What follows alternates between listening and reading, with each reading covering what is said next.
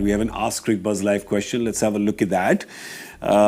Who is this from? Prashar V says, as a 90s kid, remember making combined 11s in school? Did you do that, GK? Well, in 90s, I wasn't in school.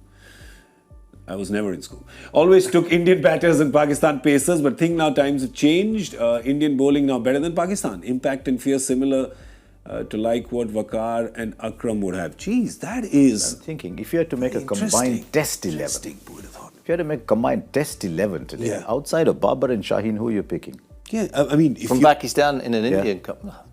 No. In a T20, you could look at... In a combined team, you'd have, right now, you'd have Indian pace bowlers, Indian batters and Indian spinners. I'd like to know who Shaheen plays head of in the Indian lineup. There is no. Prashar, I'm really sorry, man. In actual no combined 11's happening anymore. And the way Babar's playing at the minute, how does he get into the Indian batting lineup? But he's the only one, I reckon. Yeah.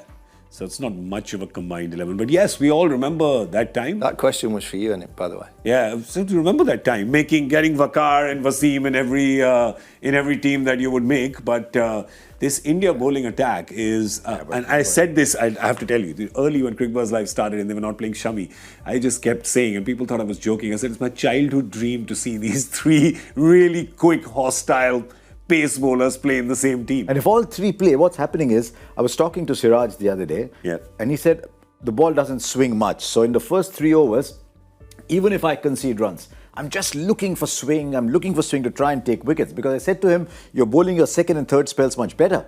He said, I'm just looking for those wickets for whatever time the ball is swinging. And then you look at Shami, he just looks at the ball and says, doesn't matter. I'll do what I want with this ball. But when he runs in, when Shami runs in, I think someone's just got to wind him. As soon as, at the start of his run-up, you remember those old toys? You said you were too young. Just wind him up and leave him. I remember those, of course.